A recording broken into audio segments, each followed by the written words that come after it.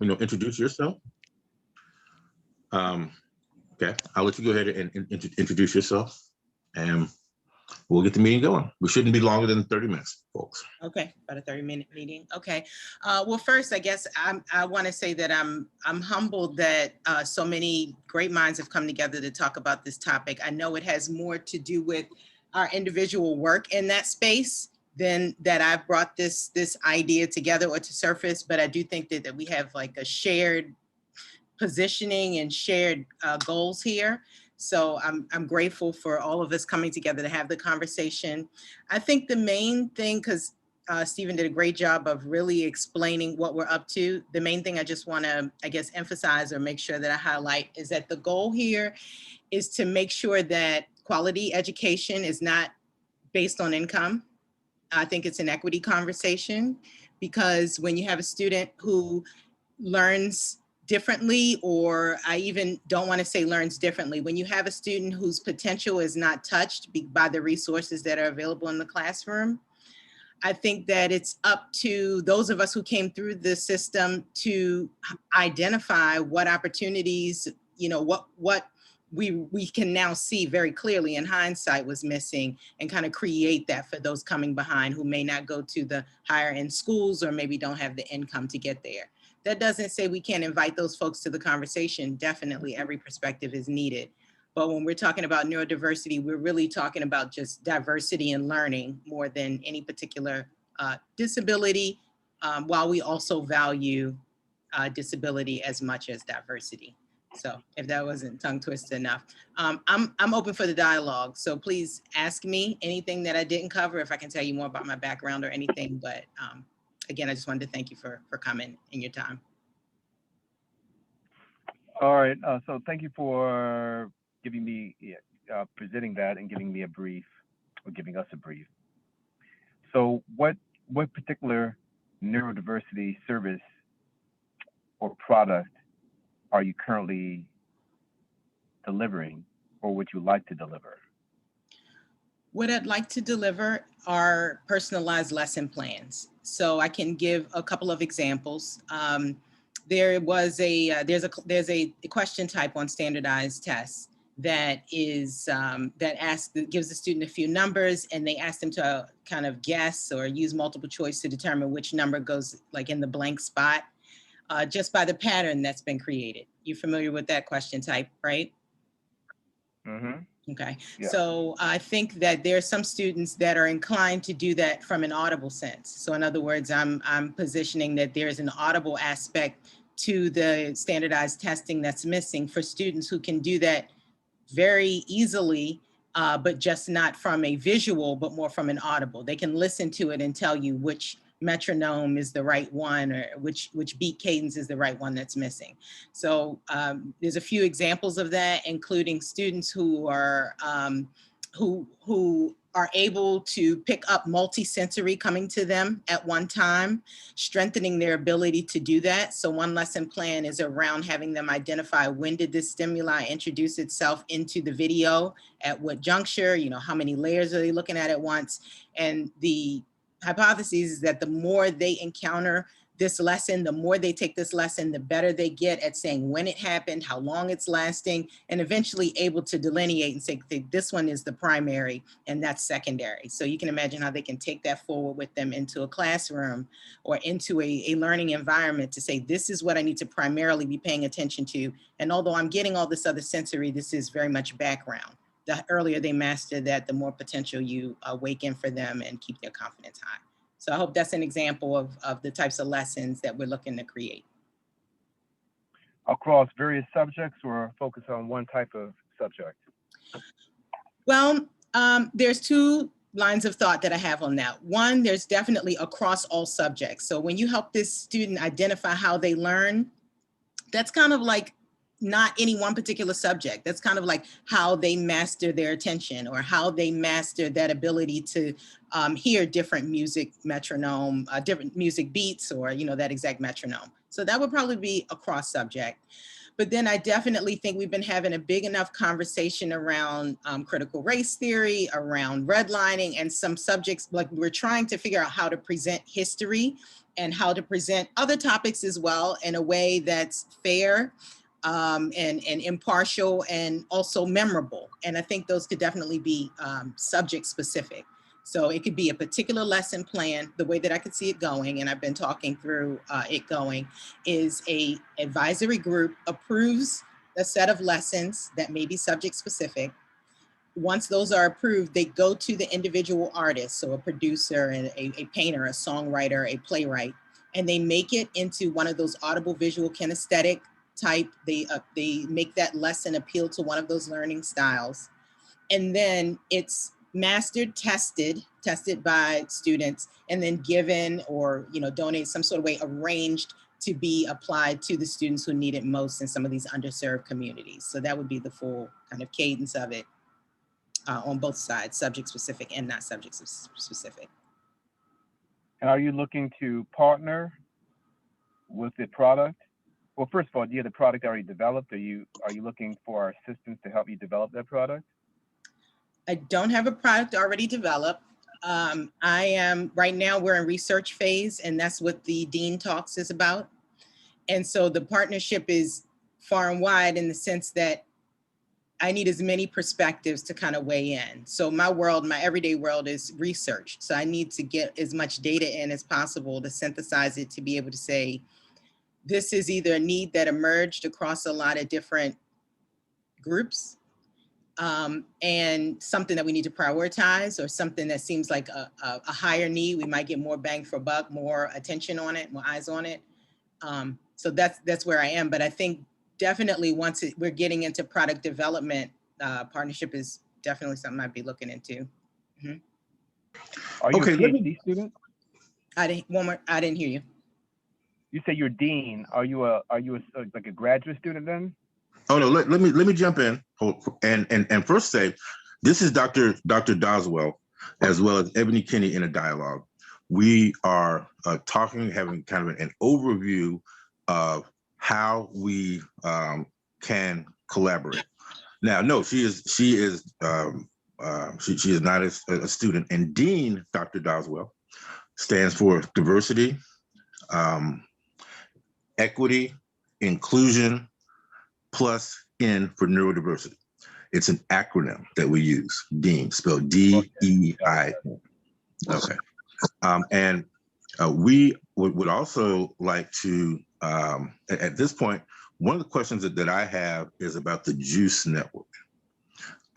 So can you unpack just a little bit more about what your JUICE network is? Yeah, so the JUICE network, the JUICE is an acronym, Juxtapia Urban Innovation and Cooperative Entrepreneurship. So JUICE, you think of it as a function. JUICE of X equals Y. So I guess the product, or DEIN, it will be JUICE of DEIN, is the transformation of DEIN into something that's tangible, that can be sold commercially to your target market customer. So that's what JUICE is in a nutshell. Tactically, JUICE provides technical assistance or step-by-step coaching for many of your entrepreneurship needs, tailored to your needs, almost like what you've mentioned, pedagogy for child instruction and andragogy for adult instruction. But and we apply those type of things: learning styles, kinesthetic, audio, auditory, visual, tactile, so forth and so on. But like, for example, let's say you're a new company and you need to know entity type you need to create. We help with that. We help define your target market. If you already have a product, or you have just a concept and you want to develop the product, we take it through an empirically research process in the JUICE network, identifying the painful problem, conceptualizing solution with an hypothesis, and then creating or drafting research questions that are associated to the hypothesis, and run formative analysis to carve out and test true or false that hypothesis, and need to pivot if necessary. So through this function-like process, like f of x equals y, We come to, what's derived is a set of requirements for the product. Some people call it an MVP, minimal viable product, fancy term for a set of requirements that satisfy the painful problem of your target market customer. And then we prototype at a cost that's affordable, utilizing our own internal Black engineers that we've trained under my nonprofit over years, and their pipeline starting from 12 until they get to an 18-year-old adult. So you have some of these engineers across multidisciplinary specialties that can develop your product. If you want intellectual property, we have Black patent attorneys, and then we can carve out your provisional and non-provisional patent. And then, of course, we do the financial numbers, your financial pro forma, balance sheet, income statement, P&L, tie you to a CPA, and also help you get funding, which is the most important, most painful problem for Black companies. And we help with non-debt, non-diluted capital initially, and only that initially, until there's enough money coming into the company where you can borrow and pay back that money with interest. So that's the Juice Network. Okay. Yeah, we take you through a Juice journey from concept to commercialization. Our metric is to do it in 52 weeks. We don't hit that metric all the time, but that's our goal. Okay. That was a good overview. And now I wanted to ask you a question. In our first meeting, we talked about kind of on the neurodiverse side, the spectrum of gifted and some of your trajectory with moving, once gift, what's called gifted, and that term is certainly subject to debate as to whether that's used. So the first thing I'm going to ask you, Doctor, is gifted, is that a firm term to use when defining these very smart people? Is gifted what is that what you're still using, or has that term changed? No, for IQ test, it's every genius is gifted. Well, sorry, a genius falls in the gifted category, but not every gifted person has an IQ that is quantified as being.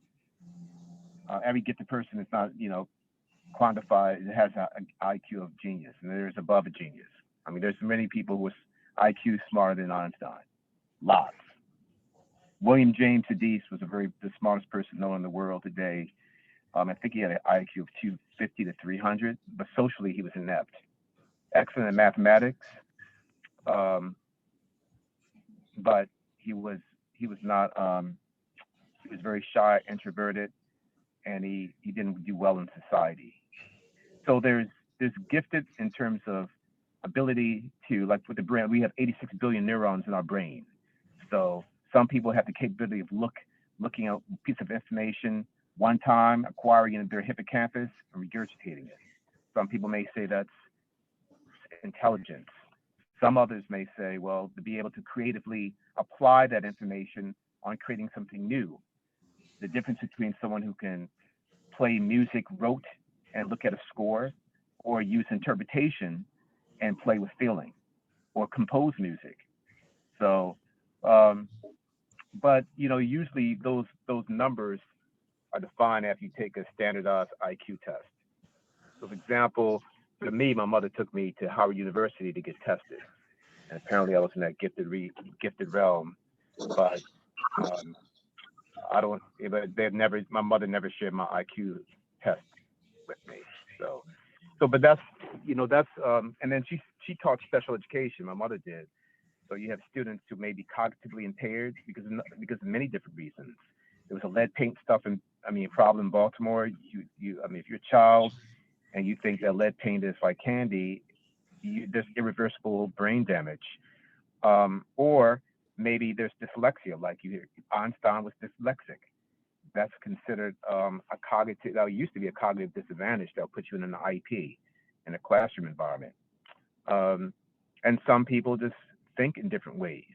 What we know from studies, though, and instructional design and learning research and brain research, is that many people learn the same way because we're learning from our senses. We may have weights associated to learning styles. So we all going to learn. If we can hear and see, we're going to be, all of us are visual, all of us are auditory, all of us are kinetic. It's just what ones we prefer to learn from. And that differs across subjects, and differs across, personality, genetic temperament, and cognitive ability. So, Okay. well, we have experience in that because in Juxtapia, we do that research all the time. All right, Juxtapia, and that's at juxtapia.com. Well, we do our like brain-based learning research under juxtapia.org. Okay, juxtapia.org. All right, so that's Dr. Doswell, and that's a nice unpacking there. So let's kind of pivot a little bit and Ebony, I would like for you to weigh in now, because just what Dr. Doswell said, we have a deeper understanding of just kind of the depth of his knowledge on the subject, as well as some of the things that he's actually done in the real world to move some of these students into a track of enhanced success, whether that be through NASA, for example, which I saw in your CV, Dr. Doswell. So Ebony, can you kind of begin to see how we can collaborate, since we know about the cadence that the doctor is using, and how Ripe Fruit can begin to continue this conversation? Oh, yes. I mean, absolutely. I can see that definitely that we're of one mind here, it seems, with this. And so you kind of, Dr. Doswell, you kind of spoke from two places. You spoke about the Juice Network, but also Juxtapia and that work, working with the students. And so when you talk about some of the things you talked about in the Juice Network, absolutely valuable, the financials and the performa, and I think you said even helping with the research aspect, because as many eyes and ears are on board to help prepare the research, the better, and design the research, the better the research will be. The MVPs and things like that, I am more familiar with. That's more, from my background, I'm a usability analyst. So, that's my everyday. But again, the more it's agile based. So the more essential minds are in the room to help build it, the better it will be. And it's about iterating. And I just wondered, do you find value when we talk about, then if we talk about Juxtapia work and your passion and history there, would you find value in having access to, or helping to cultivate even, a group of professionals, support system, the actual learner, be they, self-declared as neurodiverse, labeled or not, because really we're just talking about the diversity of it, and helping to evolve that conversation from that diversity isn't the other, that diversity includes all of us, up to and including, like, here's how to advocate for yourself. Would you find value in engaging with a group like that, with what you're working on? Yeah, human beings, we're funny at language, because we associate labels to certain things that have apparent, semantic meanings. Mm-hmm. But we all fundamentally are animals that need to survive, survival of the fittest.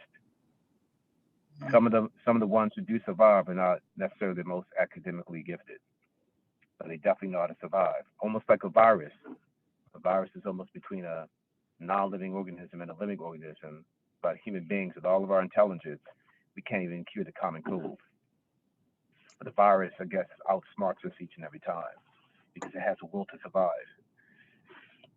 So, using Bloom's taxonomy, being pedantic in that way. Yeah, I mean, the way you described it, sure, there's some standards that exist that have worked. Effective psychomotor conceptual learning. In order for somebody to learn, they have to have the desire and the need to learn, and the insatiable desire is best. And that person can learn almost anything, no matter what the cognitive challenge is. It's almost like a person who's deaf, like Beethoven, still composing music because there's an insatiable desire to do so. So it's really what type of intervention crafted gives a student, no matter what the age range is, the insatiable desire, the propensity to want to learn. So in that respect, I'm interested. All right, outstanding. So what I'm gathering here, and this is interesting for me, Doctor. I'm going to quickly unpack, my why I'm interested. I've hosted a medical talk show. I was hosting a medical talk show for 8 years. My sponsor was a level 2 trauma center in Florida, and I was exposed to this particular hospital was able to take care of any aspect in any patient issue, whether it be from prevention all the way through rehabilitation. So as I'm listening to you, I have not heard a just the way that you put your words together and the way that you're able to mix the science with a layman speaking approach. I have not heard that before. And when I say that, I'm also a former radio station program. You can tell from my voice. I'm used to dealing with talent and identifying talent. And when I say that with you, Doctor, I have not heard this before. I've not heard you drop these nuggets as I get kind of current with the terminology. Drop these jewels of scientific content in a regular conversation like that, and weave that together so well, so that you are explaining what it is that you're saying, which is kind of usually what my job is. I interview the physicians, I interview the PhDs, and sometimes I have to backtrack through what they say and push it out at the level that a listener can understand and engage with. So I just wanted to I don't know if you've heard that before. You probably have heard that before, but I just wanted to, I was able to kind of succinctly state that because it's just a great way to present information. So part of what we're doing is we have this, I'm also senior editor at Onyx Magazine. So I am the media, and I'm partnered with Ebony. And so we are bringing together these different components that operate not only from a, let's push sales for Juice Network, but it's also let's push education for an overall network. And we come together, we collaborate, and we come up with this, kind of board. And that's really, one of our key points here is bringing together the right people, because not everyone is going to fit into this mission. And, we do need to have filters for who gets in, who gets out. And what you said was profound in saying, don't attach all the PhDs and all the MDs and all the MBAs to intelligence, people. Intelligence can be gauged and measured in many different ways. And that's really what I got out of what you just said, Doctor. And I just want to tell you again, you said it very well. So. Oh, I appreciate that. Yeah. And oftentimes I don't get that. I don't get that positive feedback from my explanations. Oftentimes this antecedent is the opposite of that. It's like sometimes you have to decompose it because no one knows. I get all the times like when you talk about something, no one knows what you're talking about. But I think it's the context of what I'm saying. So let's talk about Juxtapia innovations, especially back in 2005. It was just crickets. Yeah. But if I play my piano and violin, it's like Instagram, bonanza. So people want to listen to certain things that they want to listen to. But I appreciate it. Now, from a collaboration standpoint, and I sit on the board of the Blacks and Wax Museum. I am a director senate from 1619. So critical race theory is interesting, and my mother is the oldest living descendant of that line. She speaks on the 7th of this month. I'll send you a about like the first arrivals of Africans from Angola to Fort Monroe, which is in Hampton, Virginia, because she has the history, and they have their own. My mother and her side of their family had their own society called the William Tucker 1624 Society. So if we were to collaborate and leverage critical race theory is a label that Europeans put together because they want to safeguard their own psychology for not feeling so miserable about historic past, but making it palatable for everyone. At the same time, creating lesson plans, use different terms, but they're multimodal based on pedantic literature, using tantalizing all the senses, so that the same information can be encoded fast in the brain and the hippocampus region thereof, neurologically, across different types of cognitive levels and learning levels from novice to expert. The interesting, and I think about this every day for for our culture, for the African American culture, for Native American culture, and even those who are Hispanic that are lower income, for example. How can you motivate the learner to learn?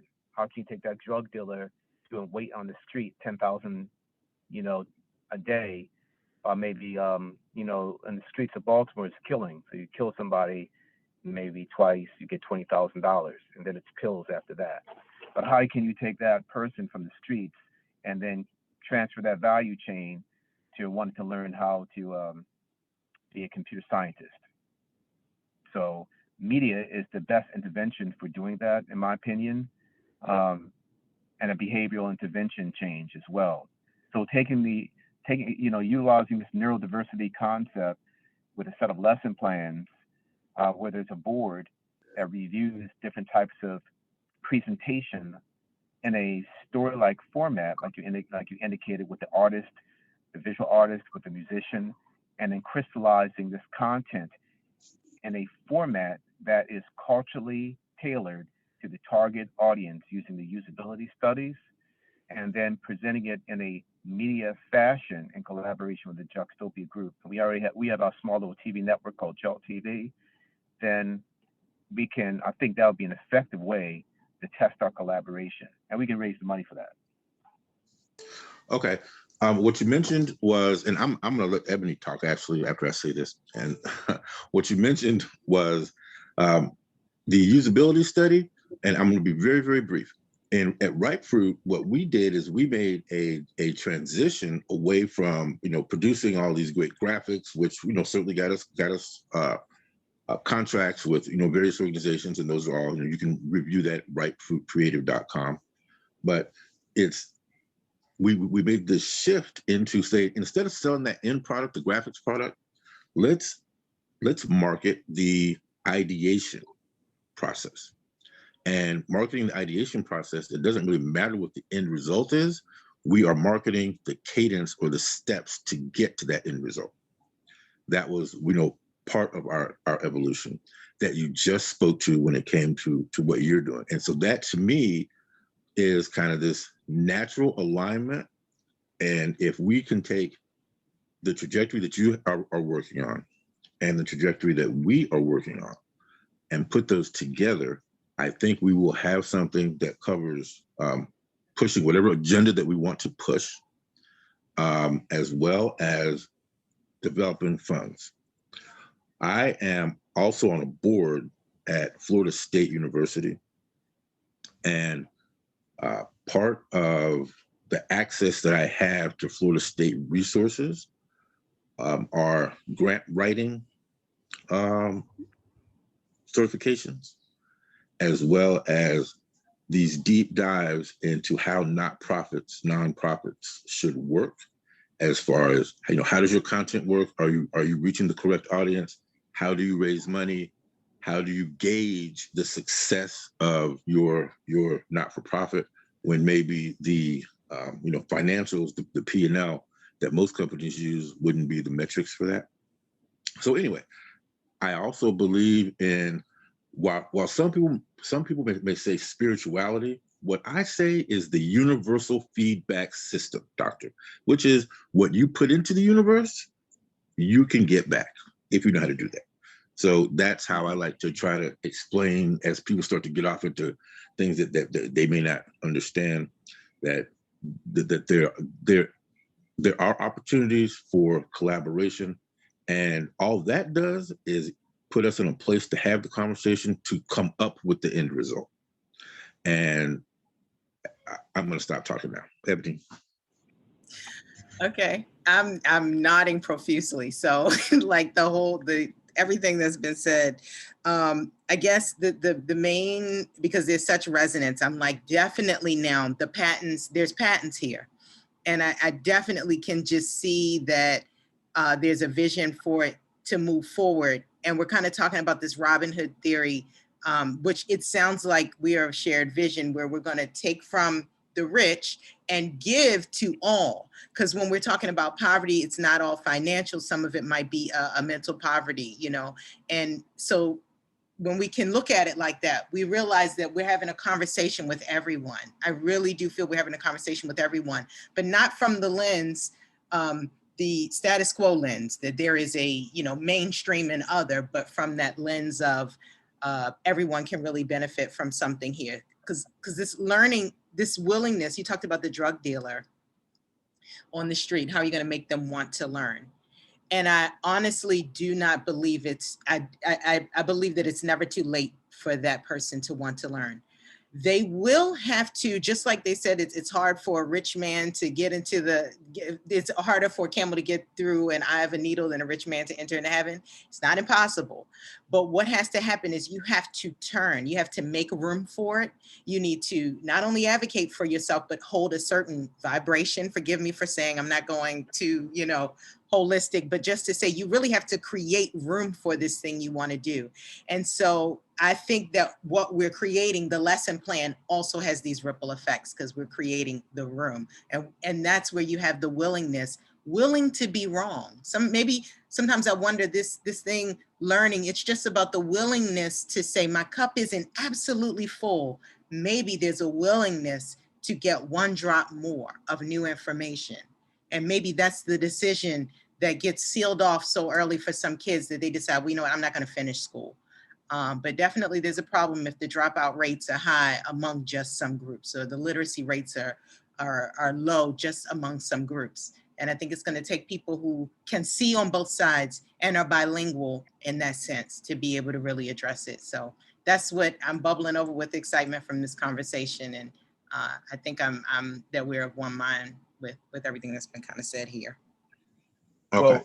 Well, what makes money in the classroom right now? Like, for example, we have a teacher in the classroom teaching computer science all day, 8 o'clock to 2:50.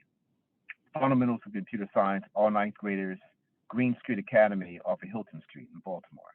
So these are all African American students, and this is the very first high school, teaching. Well, the high school experience, of course. And this is a mandatory course.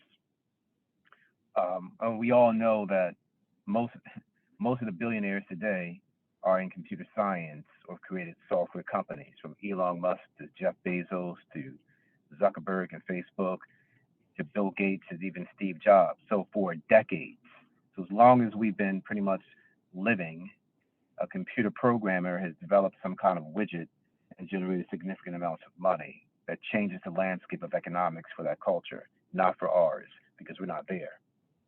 So if we were to start with one project, because it's best to do a pilot and focus the lesson plans, in my opinion, and this collaboration on one effort that's tangible and it's measurable, and we can evaluate it in a short period of time, something that already is moving, the train is already on the tracks and it's going.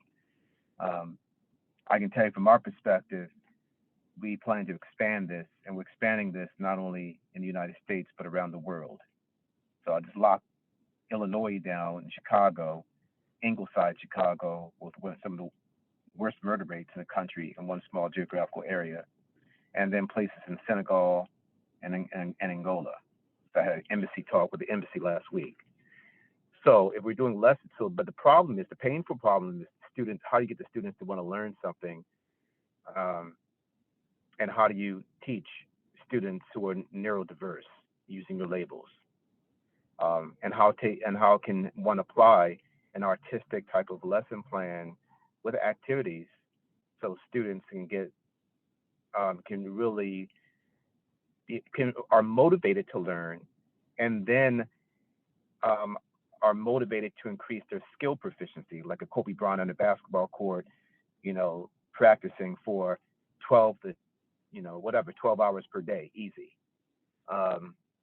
And I think so, or it may not be computer science, it could be history or some other subject.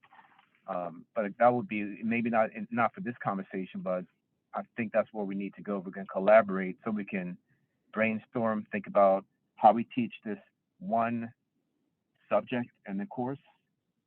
Like, for example, in computer science, the students are learning variables. How do you teach variables? It's an easy concept for computer scientists like me, because we take it for granted. But to teach it, students are not getting it. Teachers get frustrated. Different students learn differently, but the concept of a variable, and how is that taught? Using your type of lesson plan, to multimodal type of lesson plan, and collaborating on that may be a good approach. And it can be integrated and tested within a school environment, since we have an N of 120. Whoa, yeah, we have an N of 120 students, easy, that we're seeing every single day.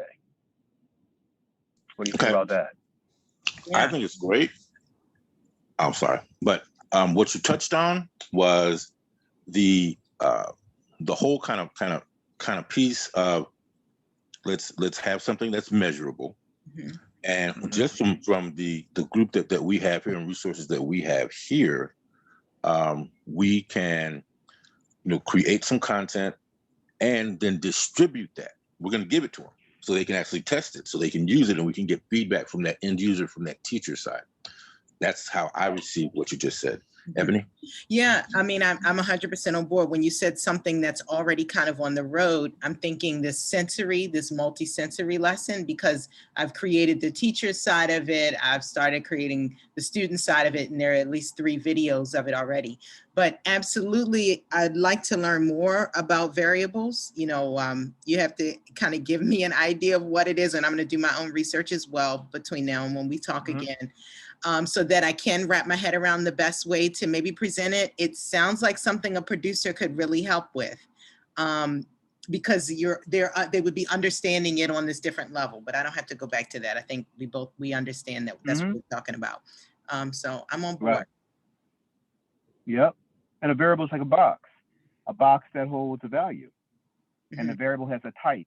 It could be a string, it could be a number, and numbers have different types. It could be a short, a Boolean with decimal points, but it holds a value. And so computer programmers, declare variables, assign values to variables, and then transfer that variable as data all around the program. That's really like the circulatory system of a computer program, if you will. A very important concept to understand, sometimes difficult for the novice learner, and the instructor oftentimes is too far away from the novice learner to understand the painful process of understanding the concept. But the dependent variable could be time to learn, and learning completeness and learning accuracy against an independent intervention of this codified multimodal type of lesson plan that's presented to neurodiverse learners. Absolutely. I mean, so go back and listen to it as well. Yes. I'd only just add, if I could just add to the confidence, I'm really interested in the qualitatives too. How confident does the student feel about this after seeing it visualized, so yeah. Yes. And that's why in the Juxtapia Urban Learning Technology television, we've been trying to figure out how to do that through images that look like us. That's where the Afrocentricity comes in. That's where Black history comes in.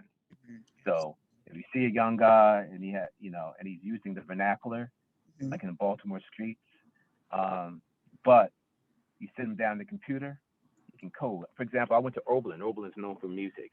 This guy from Brooklyn, New York, Flatbush, Brooklyn. Mm-hmm. And you would think this guy was just straight gangster, right, in the street. He went to Oberlin, he got in, so apparently he could get in on academics and music. The way he talked you would never think he could actually play classical music the way he played on that piano. There's a dichotomy looking at him.